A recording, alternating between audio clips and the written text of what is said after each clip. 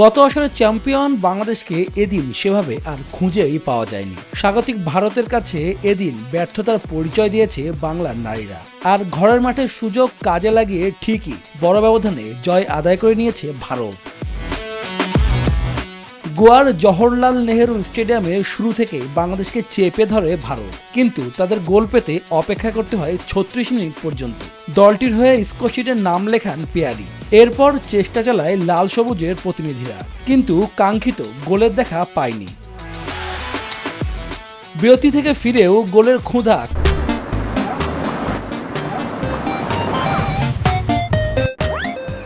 কমেনি স্বাগতিকদের। একের পর এক আক্রমণ চালায়। ম্যাচের ৭৮ মিনিটে স্পট কিক থেকে স্কোর লাইন ২-০ করেন লিন্ডা। ২১ বছর বয়সী এই খেলোয়াড়ের এটি ষষ্ঠ আন্তর্জাতিক গোল। ম্যাচের শেষ সময়েও আরও এক গোল পায় ভারত। এবার দলটির হয়ে গোল করেন মালাবিকা। শেষ পর্যন্ত বড় জয় নিয়ে মাঠ ছাড়ে স্বাগতিকরা। সাথে গত আসরে হারের প্রতিশোধ নেয় made in ব্লুজরা।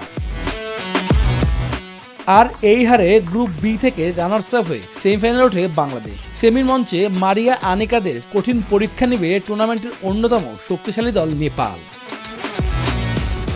Shubho Debnath, news 24।